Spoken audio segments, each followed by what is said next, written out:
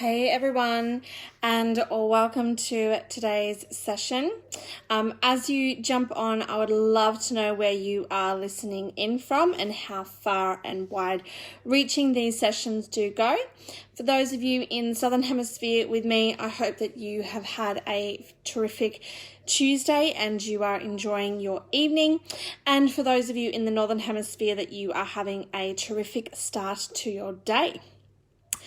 So I have, over the last couple of years, spoken to a lot of people about Facebook Lives and how I'm so confident doing Facebook Lives and how it's so easy for me. And I'm really open and honest in the fact that there was a time I wasn't very good at Facebook Lives. I didn't know where to look. I had no idea what I was doing, and it was all over the place. And over the last probably 6 to 8 months, I've really been helping people become more confident with doing Facebook Lives and giving people strategies on how to have fun with their Facebook Lives and to do more Facebook Lives. Hey, Chantal. So when it comes to doing a Facebook Live, when I first started, I was like looking at myself, and then I looked back and I wanted to try and find the angle. So for me, when I'm doing a Facebook Live, I'm looking past myself. I'm not even looking in my eyes. I'm actually looking like above the screen. So that means that I'm actually looking at you and we're actually having a conversation as if we were sitting in a coffee shop, me having hot chocolate, you having a coffee or a tea. So changing the where your eyes are directed so that it actually feels like you're talking to your audience and not talking to yourself. So another thing that I like to do is I like to have the same intro to my Facebook Lives, and I also like to finish my Facebook Lives the same way. So Chantal, this is me looking at myself. So I'm actually looking at myself. So I can actually see myself.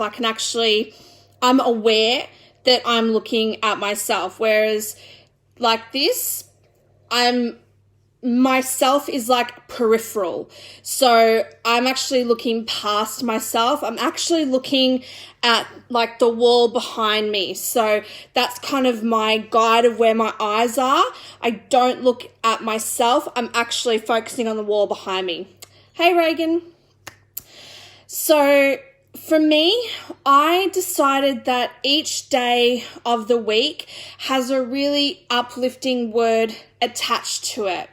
So for me, it's Marvelous Mondays, it's Terrific Tuesdays, it's Wonderful Wednesdays, it's Triumphant Thursdays, it's Fantastic Fridays, it's Splendid Saturdays, and it's Superb Sundays. So I really try and incorporate that into my Facebook Lives, and I'm aware that some people it's the day before, and I'm also aware that some of my audience is in a different time zone. So that's why I like to acknowledge that it's the evening in the Southern Hemisphere because I'm in the Southern Hemisphere. But I also like to acknowledge that I have a beautiful audience that is based in the UK. So it's actually the morning. So if you know who your audience is, you can tailor your introduction.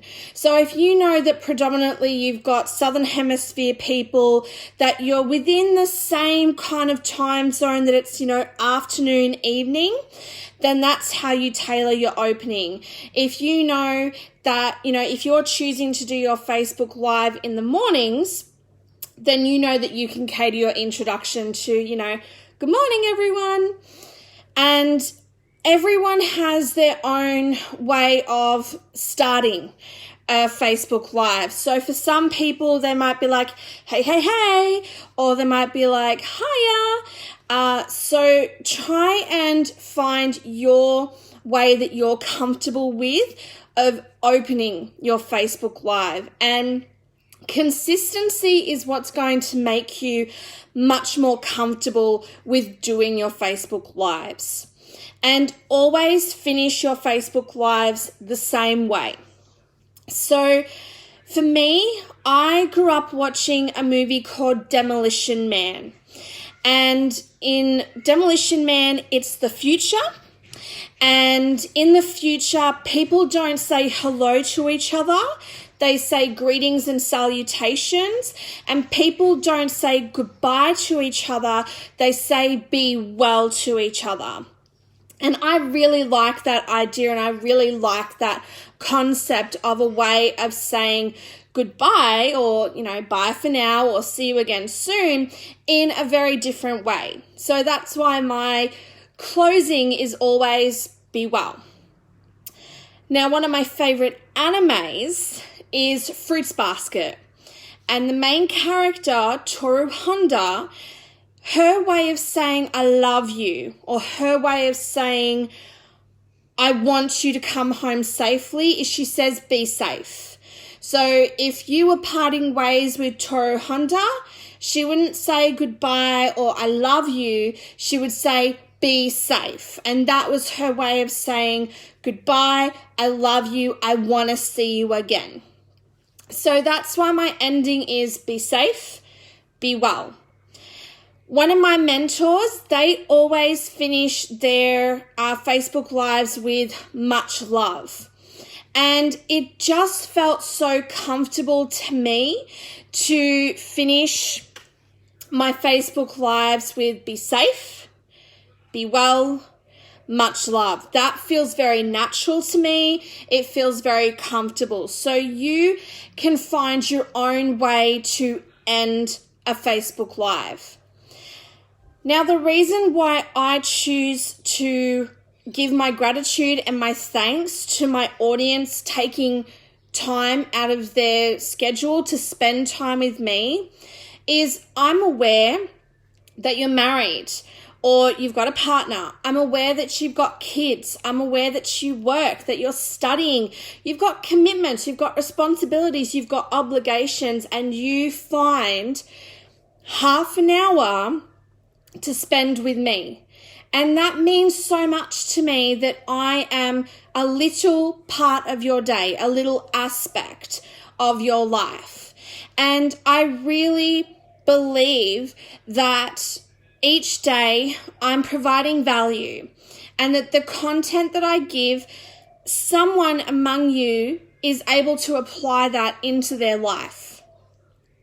So having your eyes in the right direction, or the right, area of the screen, so you're talking to your audience, not yourself.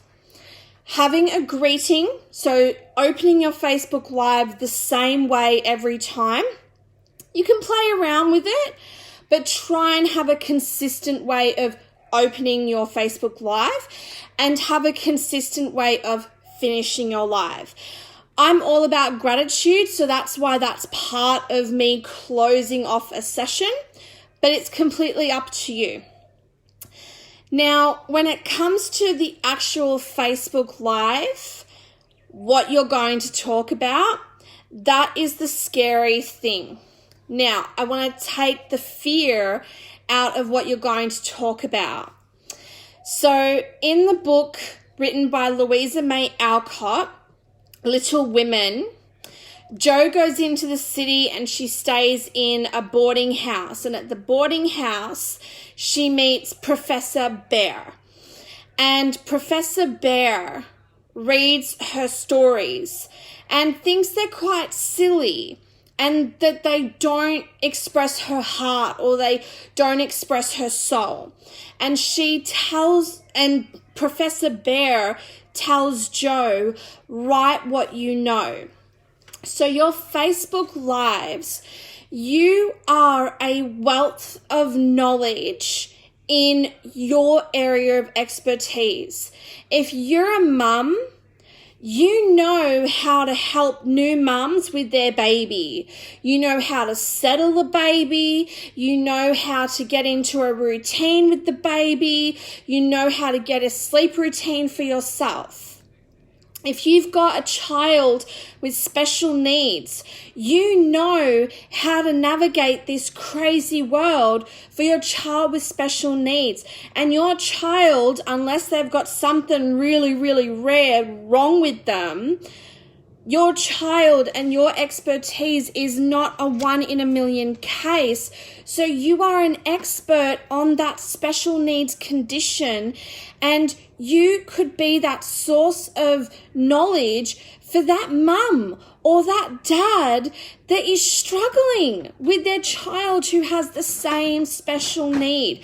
That's why I love helping people understand autism. When you're autistic and you're proud, you want people to know that you can have an incredible life despite being autistic. If you are amazing at doing a menu for the week and doing grocery shopping and doing meal prep and getting all that sorted, that's something you can share about. People always want to know how to stretch their money further, feed the kids, pay all the bills, and still have money to play with and pay debts. So if you're really good with your money, if you can really stretch your income a really long way, that's something you can teach on. That's something that you can share with your audience. If you've traveled, if you love to cook, if you've got some type of experience in a particular area, you can do a whole series. So I need you to start giving yourself permission that you're an expert. Hi, Hayley.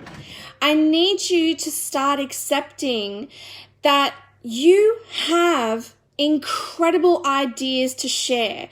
You have incredible content that your audience, your world wants to hear about and wants to know about.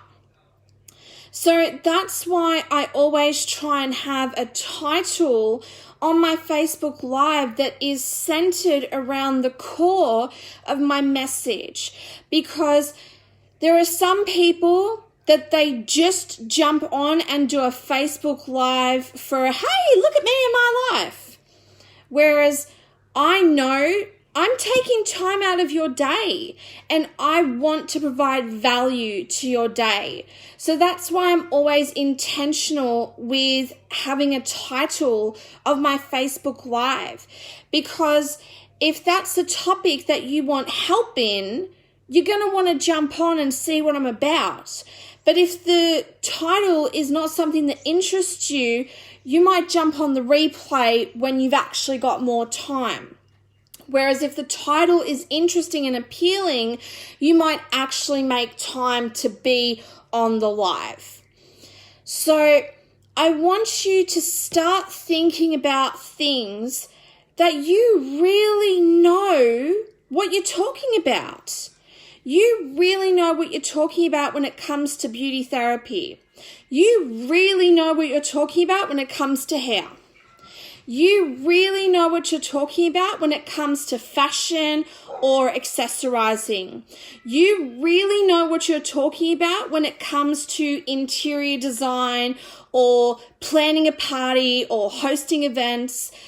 Your hobbies, your passions, you know what you're talking about, and your audience would much rather be educated by you than a complete stranger on YouTube who's probably in another country, whose tips actually can't be used because what they're doing, you don't have access to anything they're using. So if you are providing information and your audience can resonate with you, and your audience has access to everything that you're suggesting, everything that you're recommending, they are going to come to you as the authority in their life. And they're not going to turn to YouTube. They're going to message you. If you are choosing to be an authority on MS, or you're choosing to be an authority on Parkinson's, or you're choosing to be an authority on cancer, you know what you're talking about from personal experience. You've been there. You've done that. You know what works. You know what doesn't work. And sometimes you've tried things that work that no doctor has even thought of trying. And if you provide that information from your personal experience, and always seek advice from a medical practitioner if you're giving medical advice, because you're speaking from your heart and personal experience, you might give someone an idea or a suggestion or a strategy no one has even thought of giving to them, and that implementing that strategy, implementing that suggestion changes everything for them. And it's okay that you don't know everything. I don't know everything about autism, but between my stepmom, my brother, and myself, we're pretty smart cookies on the subject. I know who to go to for specific advice. If I want advice about gardening, I'll go to my stepdad because he's a qualified horticulturalist. If I want help with finance, I'll go to my stepmom. She was a bank manager for 17 years and she's still working in the finance sector in a different area, and she's been doing it for 15 years. If I want recipe ideas, if I want to know, I really want to try cooking with this ingredient, but I have no idea, I will message my foodie friends and say, hey, what do you do with this? I've got these ingredients in my pantry and my fridge. What can I make? So I really want you to start accepting that you are a wealth of knowledge, that you are a smart cookie, that there are things that you are so knowledgeable on, that there are things that you have so much experience in that you are an expert. Some of you are amazing at weddings. You're not a qualified wedding planner, but you just seem to know how to have fun with weddings, and you know what needs to be done so a wedding goes off without a hitch. You might be one of those people that you are an epic baker, and it's not your profession. You just do it for fun. And you might help someone discover that their passion could be a career. You might be someone that, like my lovely friend, Miss Amy O'Grady, she loves playing in Canva. And I sent her my ebook because we were in a training session together, and I'm like, I really want my ebook to be pretty, but I don't know how to play with Canva. And she's like, I love playing in Canva. Do you want some help? Hey, Carly. And I was like, oh my God, please make my ebook pretty. And she has, and it's amazing. And the work that she's put into my ebook, no way would I have been able to do that. But she has fun in that. So she is my expert with Canva. I don't want to learn Canva. I don't want to figure it out. I love collaborating with other people. And that might be something that you're an expert on. You might be amazing at collaborating, and you might know how to actually collaborate with someone. You might be really good at writing up contracts, or you might be really good at designing business cards, or maybe you love making websites. Like, you have so much fun on Wix.com. Like, you can whip up a website like nobody's business. My auntie designed my website. If I want anything changed on my website, I don't touch my website. I message my auntie and say, hey, Auntie Lil, how are you going? Please add this to the website, because I don't want to stuff anything up.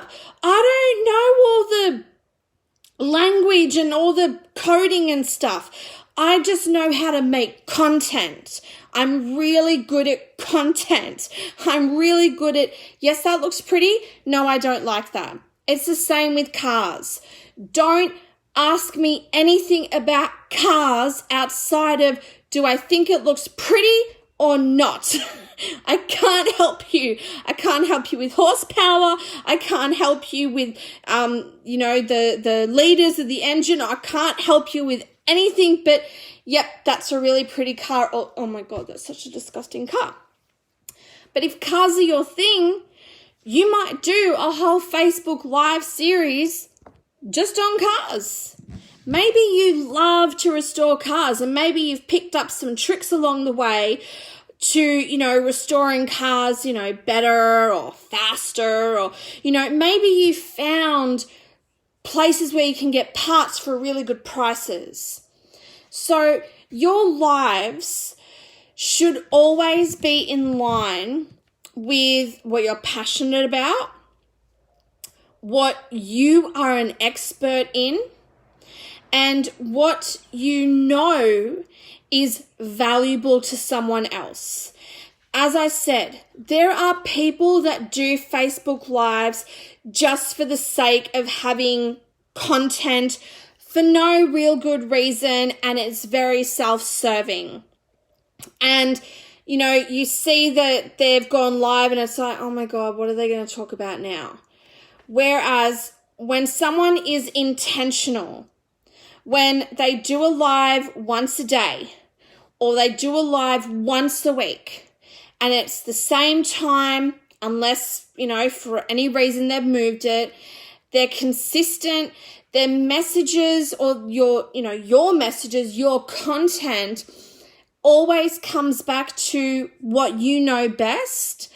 That's when you're going to find people actually look out in their notifications that you've gone live. Or they might go into their settings, they might click on, your page and change settings so that if you do anything, they get notified straight away. If you've posted something, they get notified. If you go live, they get notified. If you're organizing an event, they get notified, because what you're doing in your Facebook Lives is of interest to them.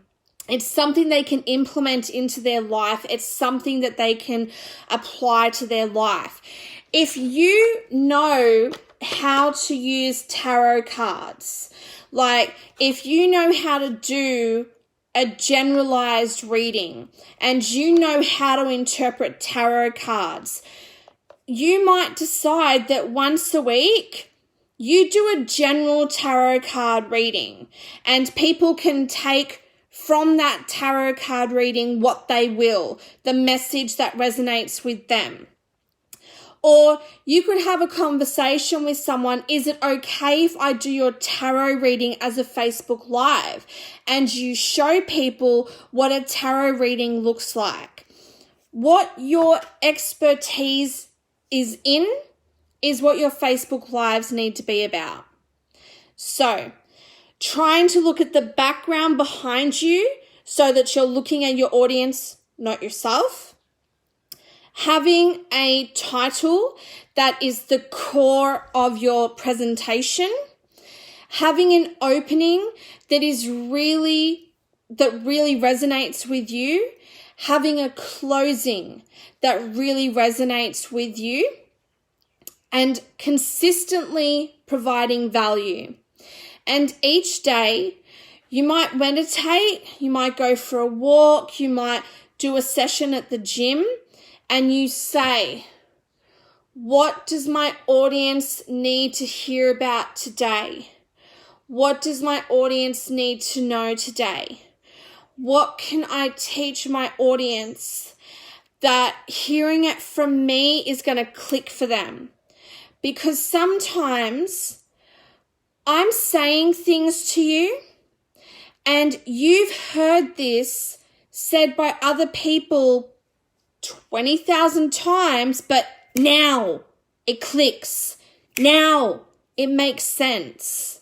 And you might, do whatever I'm suggesting, and other people are like, I told you to do that 6 months ago. It didn't click until now. And sometimes universe has to use a different person. Universe has to use a different voice for it to click, for it to make sense, for it to land, for you to be like, okay. I was watching How I Met Your Mother, and it's season 2, and I just watched the slap episode. And, the slap in the face, it's like, okay, I get it. Okay, I need to start doing things.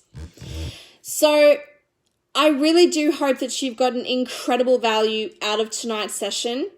And for those of you that have been a little bit scared about doing Facebook Lives, for those of you that you would love to do Facebook Lives and you've just been like, I don't even know how to start, I don't even know what to talk about, I hope I've given you some incredible tips.